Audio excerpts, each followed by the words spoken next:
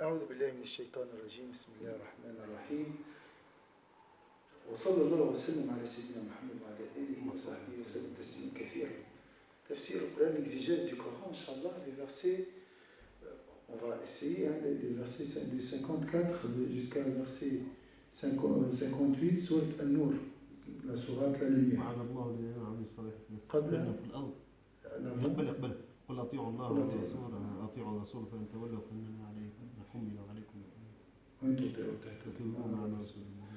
Le verset donc قل أطيعوا الله وأطيعوا الرسول فإن تولوا فإنما عليه ما حمل وعليكم ما حملتم وإن تطيعوه تهتدوا وما على الرسول إلا البلاغ المبين. Allah dit obéissez à Allah et obéissez aux messagers.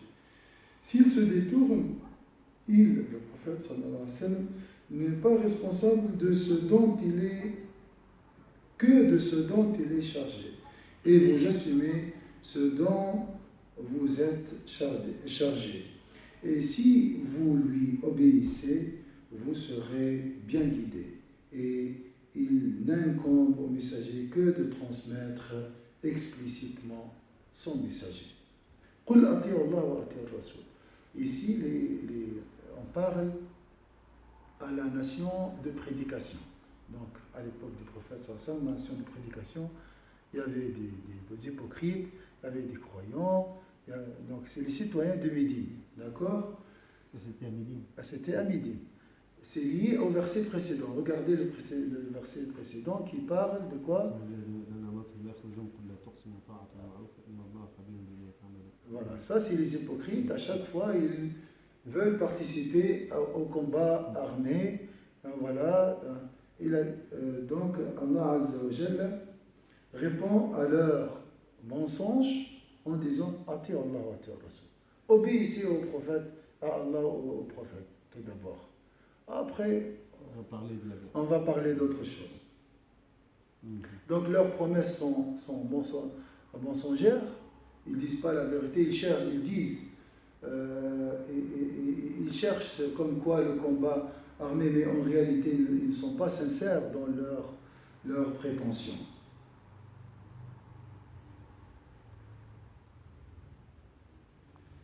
Donc, ça suffit d'adorer Allah et d'adorer le prophète, de suivre, d'obéir à Allah et de suivre Sayyidina Muhammad sallallahu alayhi wa sallam. Ça veut dire quoi, Ati Allah, Ati al-Rasul? Ils ont dit Ati Allah, donc soit de faire une adoration, c'est ça, faire une obéissance, Ati, obéissez, obéissez, faire une adoration, ou soyez assidus dans votre adoration. Ati ici dans le sens, soyez assidus, parce que les hypocrites ne sont pas assidus. أو إيهام طلب الدوام على الطاعة على حسب زعمهم. فإن تولوا, cette phrase, donc, s'il se détourne, le messager n'est pas responsable de ce dont il est chargé et vous assumez ce dont vous êtes chargé. Ici, ça peut être la parole du prophète. ممكن أن تكون قل لهم أطيعوا الله وأطيعوا الرسول فإن تولوا فإنما عليه ما حمل كأنه يتحدث عن شخصه وعليكم ما حملتم. يمكن تدخل في مقول القول بمعنى أطيعوا الله وأطيعوا الرسول. واضح؟ قد تكون جزء. Ça peut être une partie du message du prophète sallallahu alayhi wa sallam transmis à ce peuple. Donc, Allah demande à Sayyidina Muhammad de dire obéissez à Allah et obéissez à Sayyidina Muhammad sallallahu alayhi wa sallam, et dit à ces gens-là s'ils se détournent, etc. D'accord?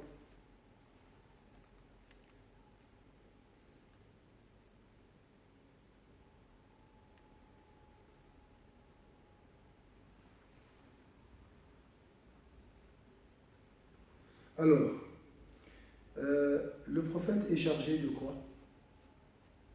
Faire le message, transmettre. Et son peuple est chargé de répondre à son message. D'obéir à ce message. Donc, le jour dernier, le prophète sera interrogé sur sa mission et nous serons interrogés sur le message. Qu'est-ce qu'on a fait envers ce message? Est-ce qu'on a respecté les interdictions et observé l'application des adorations? Voilà, c'est ça. Ce qu'Allah nous a chargé de ça. Qu'est-ce que vous remarquez ici?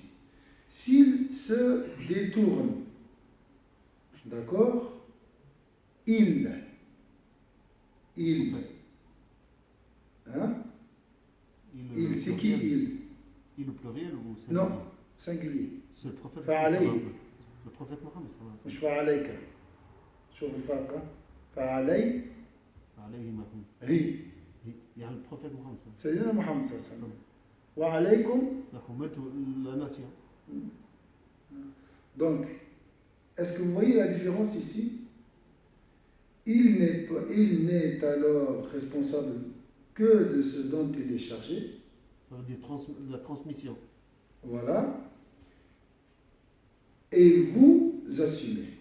Regardez ici. Il, pourquoi Allah Azza wa Jalla, il a dit il, le prophète sallallahu alayhi wa sallam, comme s'il est absent, il n'est pas là, et il a adressé directement les discours à cette nation. Et vous, normalement, s'il se détourne, tu n'es alors responsable que de ce dont tu es chargé. Et vous, il y a deux groupes. D'accord? C'est Allah qui juge. Hein? Pourquoi il a dit il? Il n'a pas dit tu. Regarde, c'est là que tu. Tu es responsable, Wassim, tu es responsable. Ça, c'est un discours hein, qui brise. Hein? Je sais pas, parce que peut-être il est responsable de transmettre à sa nation actuelle et les futures nations. Parce que par rapport à nous, il est absent. Par rapport à nous actuellement, les nations actuelles, le prophète Mohammed sallallahu alayhi wa sallam, il est absent. Coréam n'est pas là. Peut-être c'est à cause de ça. Je ne sais pas, peut-être c'est à cause de ça. Parce que son message, il est encore là. D'accord. Il est encore là. On est en train, nous, de transmettre son message. Peut-être c'est à cause de ça. Il n'a pas dit tu, mais il. Il, c'est pour le présent. 1400 ans en arrière et jusqu'à maintenant. Et si Allah lui dit tu es responsable, ça change quoi? Il est toujours responsable, même aujourd'hui. Peut-être instantanément, à ce moment-là, au moment de la transmission de son message, il est responsable à ce moment-là. Peut-être, je ne sais pas. D'accord. Bien sûr, ça, on appelle ça, c'est une finesse, c'est un style métaphorique qui s'appelle iltifat. Iltifat, c'est se détourner. Ou bien comme si il y a une caméra qui filme une personne, après elle change d'optique, de plan. Hein? Donc ça c'est une finesse dans la langue arabe. Oui, là, ce qui est, je ne veux pas dire bizarre, mais ce qui me fait réfléchir un peu, c'est que Allah il nous dit dis, et là c'est le prophète qui doit parler, sallallahu alayhi wa sallam, et il doit dire lui-même il en fait à lui-même. Oui. C'est ça qui c'est aussi ça. C'est comme si moi je dis il pour moi. Oui. Ça c'est comme lorsque je vous dis votre serviteur, c'est pas moi. D'accord? Votre serviteur Léo, c'est moi en fait. Ouais. Mais comme si je parle, c'est le détachement, c'est l'humilité. Ouais. Ça on peut l'interpréter comme une forme d'humilité. Je suis, non. Je suis responsable et vous êtes responsable. Non. Ça c'est l'humilité. Mais là, Allah Azza wa Jalla, vu la grandeur de la station de Sayyidina Muhammad sallallahu alayhi wa sallam, et le respect de sa station, il ne lui a pas adressé la parole directement. Il n'a pas dit tu es responsable. Non. Il est responsable. Par respect à la grandeur de Sayyidina Muhammad sallallahu alayhi wa sallam. Hein? D'accord? c'est les finesses de la langue arabe. Finesse de la langue arabe, ça c'est. Mais comment, de toute façon, comment est-ce qu'Allah il pourrait lui dire tu es responsable? Parce que là, c'est le discours.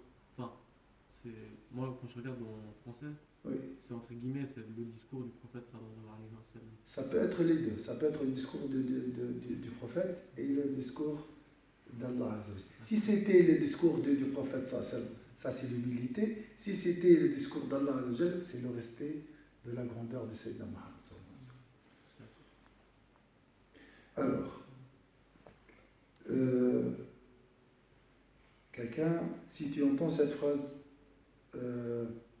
tu ressens quoi? S'il se détourne, d'accord,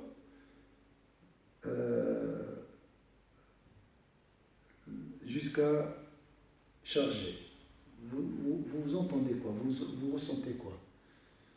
S'il se détourne, il n'est pas alors responsable que de ce dont il est chargé. Et vous assumez ce dont vous êtes chargé. Ça c'est quoi? Ce discours, qu'est-ce que vous trouvez dans ce que vous ressentez? C'est un avertissement. Avertissement, menace. Avertissement. Ouais, avertissement très dur. C'est une menace. Hein? D'accord?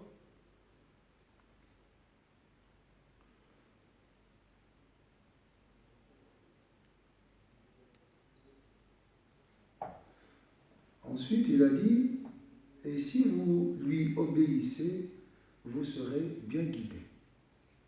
La facilité. Ah, t'as compris. La première partie, c'est un avertissement, wa'id. La deuxième partie, c'est un wa'ad. C'est une promesse. Oui. C'est toujours comme ça, c'est l'équilibre. Avertissement, tarhib.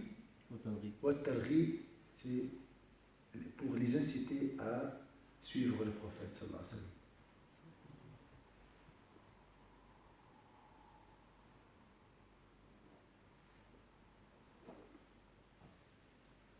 Si tout le monde se détourne du message du prophète sallallahu alayhi wa sallam, ça peut nuire à notre prophète ou pas? Ça, c'est comme dans un autre verset, il a dit Allah il a dit au prophète, toi ton devoir c'est de transmettre le message comme il faut, comme il se doit, et puis c'est Allah qui s'occupe du reste. Donc c'est pour si tu veux, c'est pour le déstresser, pour lui enlever le fardeau qu'il va le sentir sur ses épaules, décharger, exactement. Pour le décharger, exactement. Ça aussi, c'est la même chose. Donc, si tout le monde se détourne du prophète, sallallahu alayhi wa sallam, il restera sain et sauf. Il ne sera pas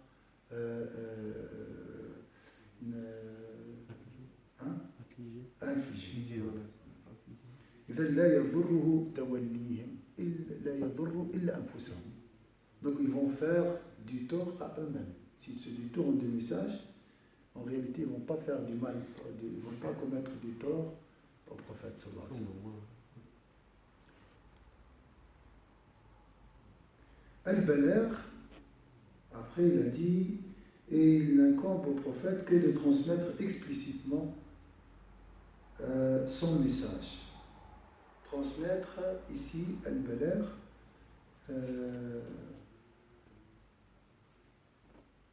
bima'na al-tabligh. Donc il doit transmettre le prophète. Et il a dit après explicitement, donc c'est un message clair et explicite. Fasih wa wadah, clair et explicite.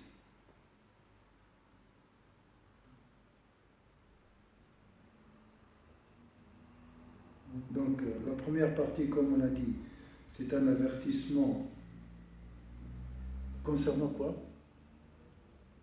Concernant l'acceptation du message. Le détournement. Le détournement, c'est d'accord? Oui, avertissement contre, mise en garde contre le détournement. Le détournement. Et la deuxième partie, promesse concernant l'obéissance au prophète le Mohammed. suivisme du prophète. Regarde cet équilibre dans l'éducation. Hein? La carotte et le fouet, les deux. Donc dans tes prêches, ta prédication, hein, tu dois garder cet équilibre. Il ne faut pas utiliser toujours avec ton entourage que l'enfer. Il faut les deux. D'accord? Il ne faut pas aussi tomber dans le laxisme aussi. Garder l'équilibre qui est toujours difficile.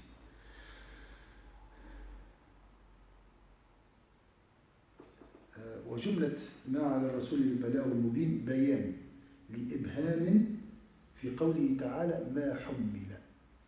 Voilà. Donc la dernière partie, tout est lié. Le Coran, et on peut le comparer à une construction. D'accord? Il n'y a pas de vide. D'accord? Il n'incombe au prophète que de transmettre explicitement son message. La transmission du message. D'accord? Cette phrase explique un mot qu'on a vu auparavant. C'est quoi ce mot? بيان إبهام يعني بيان أمر كان غير واضح هو ما حمل. شنو هو ما حمل؟ Ça charge. ما حمل ici,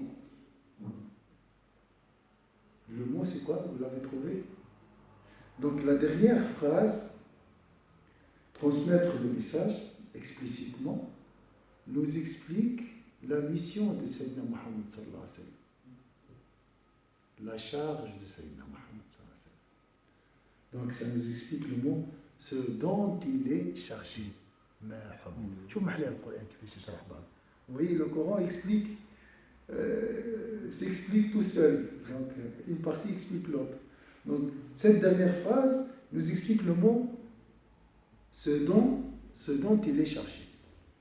Donc le prophète est chargé de la transmission du message.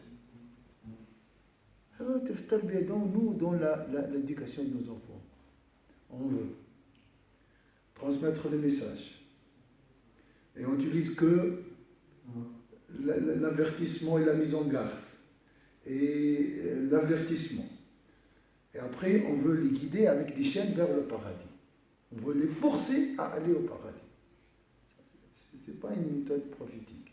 Ce n'est pas une manière. Il faut suivre le prophète. Transmet le message. Il répète 2-3 fois, après il arrête. Fais la prière. Ça ne sert à rien avec ses enfants. Et ils ne respectent pas. Ils ne sont pas obéissants. Ils ne sont pas respectueux. Patience. Ton rôle, c'est quoi? C'est comme un répétiteur. Transmet le message. Pas un répétiteur, mais avec douceur aussi. Ça sert à rien de répéter des fois. Il n'entend plus l'enfant. Il faut trouver les manières de répéter. répéter. Une manière. Notre modèle d'excellence, c'est Sayyidina Muhammad sallallahu alayhi wa sallam.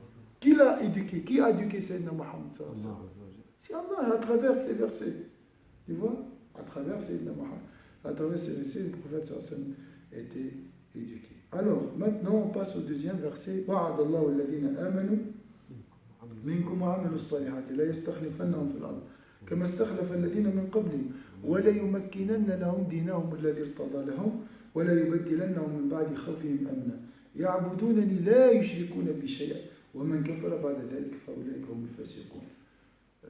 Qui veut lire ce verset en français? Je peux lire.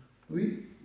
Allah a promis à ceux d'entre vous qui ont cru et fait les bonnes œuvres qu'il leur donnerait la succession sur terre comme il l'a donné à ceux qui les ont précédés. Je lis tout. Oui. Il donnerait force et suprématie à leur religion qu'il a agréée pour eux. Il leur changerait leur ancienne peur en sécurité. Ils m'adorent et ne m'associent rien, et celui qui m'écroit par la suite, ce sont ceux-là les pervers. Alors, c'est une promesse ici. Allah a promis à ceux d'entre vous qui ont cru et fait des bonnes œuvres qu'il leur donnerait la succession sur terre comme il l'a donné à ceux qui les ont précédés. Alors, qui peut faire le lien entre ce verset et une partie du verset précédent? Ahsan, ahsan. C'est ça. Alors, est-ce que vous avez trouvé ça?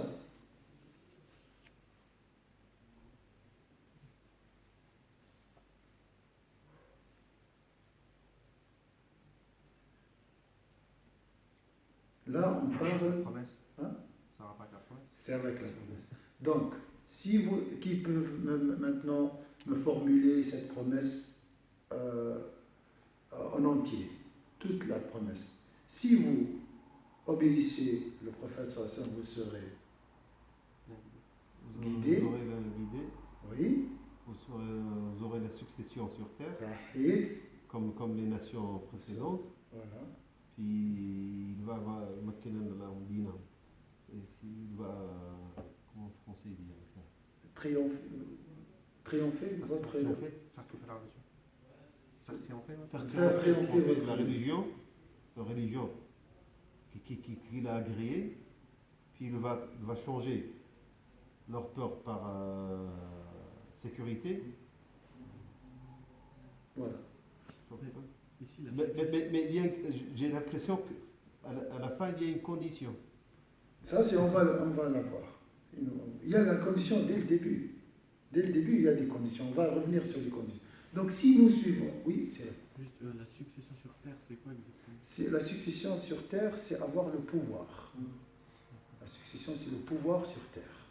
Ça commence par la politique, puis et tout qui suit derrière. Bah oui.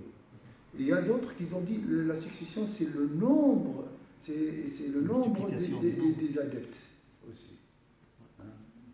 في تفسير هكا هو فسرها بالعدد الكثير، ان كثرة العدد،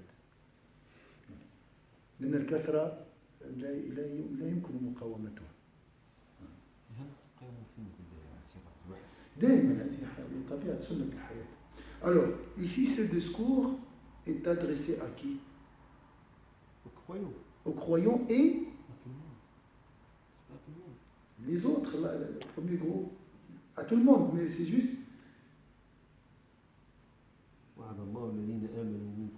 aux hypocrites aussi. La cause de l'hypocrisie, c'est quoi? Pourquoi il y avait des hypocrites à Médine? Vous avez peur? Ils avaient peur de quoi? Perdre leurs intérêts. Perdre leurs intérêts. Il y a un combat, une guerre entre les Quraysh et les musulmans à Médine, et eux, ils hésitent. Ils doivent garder un pied avec les Quraysh et un pied avec les musulmans. Donc, à l'extérieur, ils manifestent l'islam, tout ça, mais intérieurement, ils ont gardé un lien avec les Qurayshites. Par peur de... Si les Quraysh gagnent la guerre, Eux, ils sont avec eux, ils vont gagner. voilà. Donc, Allah ici, il a dit, si, vous les hypocrites, vous suivez le prophète sallallahu alayhi wa sallam, vous serez guidés, et Allah va faire triompher votre station parmi les tribus, et vous serez sécurisés. D'accord? يعني هنا الخطاب الذي دفع المنافقين لعدم الإيمان هو خوفهم من أن المسلمين سيخسرون في الآخرة في النهاية. فالله عز وجل قال للمؤمنين وعدهم بالطاعة بالنصر والتمكين والأمان حتى يطمئن هؤلاء المنافقين ويدعوهم إلى الإسلام ويزيل عنهم هذا الخوف. عليه وعد الله الذين آمنوا منكم. نعم. Voilà.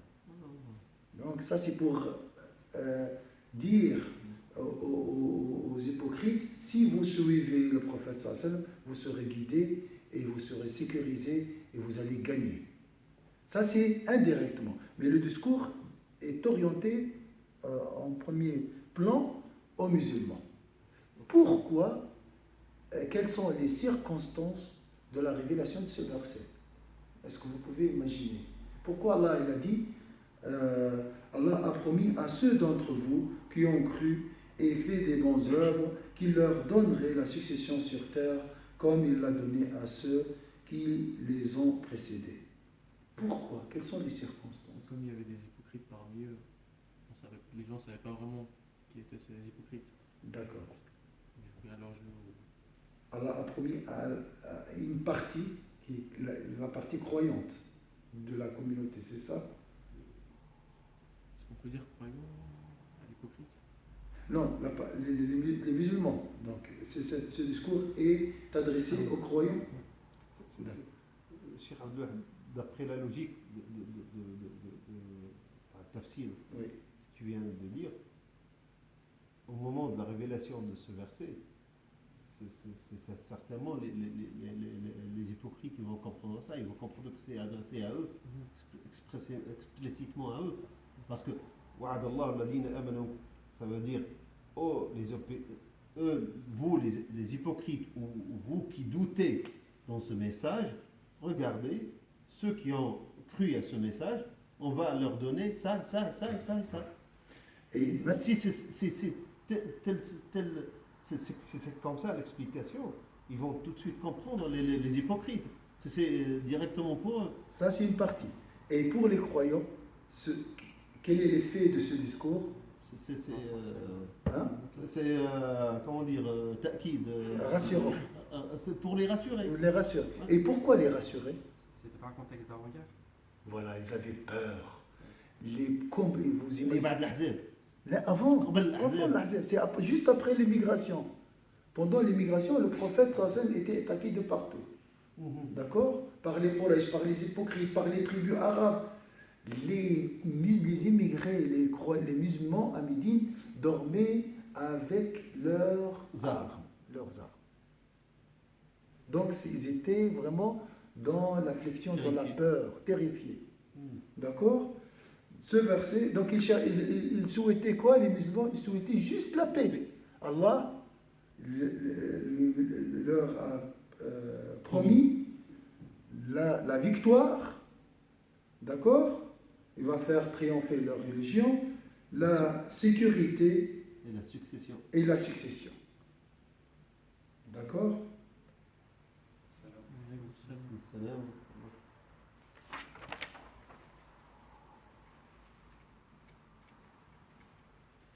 لا يستخلفنهم عليكم السلام ولا يستخلفنهم في الأرض.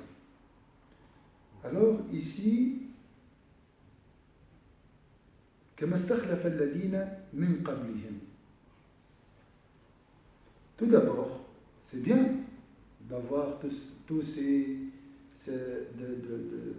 d'être des successeurs sur terre, d'être sécurisés. C'est bien, ces promesses. Mais il y a des conditions pour mériter tout ça. C'est quoi la condition? Ça, c'est leur situation après la succession. Ils vont adorer Allah sans associer quelqu'un à lui. Mais avant, regardez le verset, il a dit Allah a promis à ceux d'entre vous qui ont cru et fait des bonnes œuvres. Deux conditions pour avoir la succession et la sécurité. La croyance, c'est dans la relation avec Allah Azza wa Jal, et Amilu Salihat, c'est dans le comportement, notre comportement envers autrui.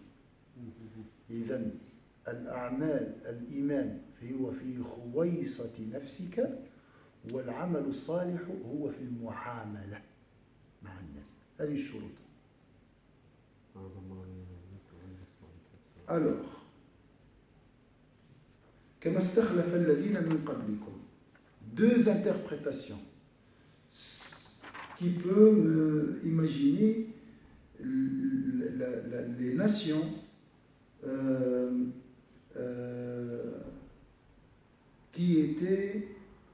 qui ont dominé avant, à qui Allah Azza wa Jalla a donné la succession avant la communauté musulmane.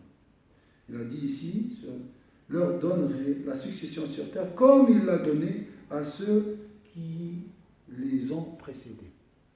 Qui? Ces gens qui ont précédé les musulmans. Deux interprétations.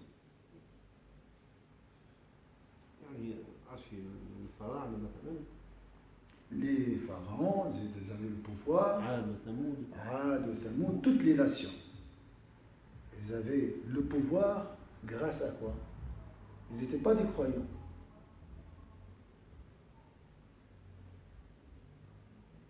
Il y a deux choses. Inna Allah ya'muru bil adli wal ihsan.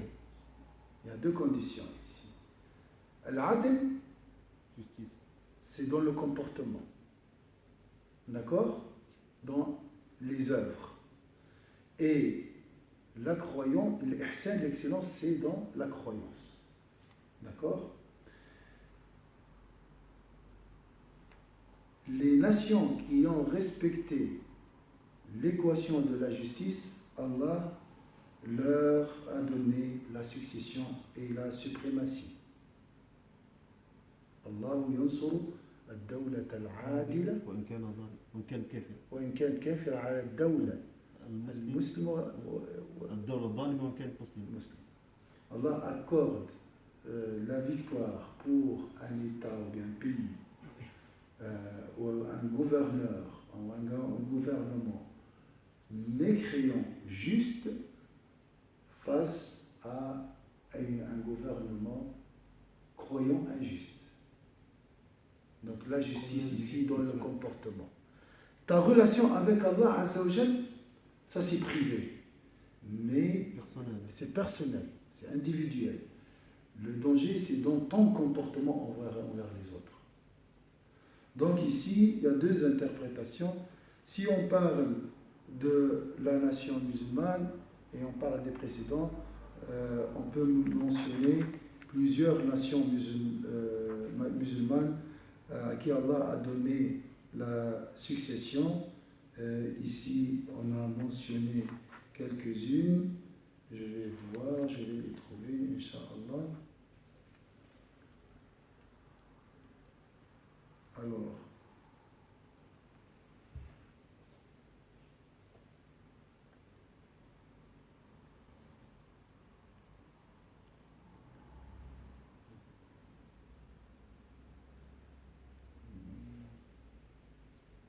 Khalifa, ça veut dire quoi? Khulafa, istakhlafakum, ça vient du mot vicaire. Inni ja'ilun fil ardi khalifa ay yanubu 'anillahi 'azza wa jalla. C'est le représentant d'Allah Azza wa Jalla. Le représentant d'Allah, pas le représentant physique, dans le sens représentant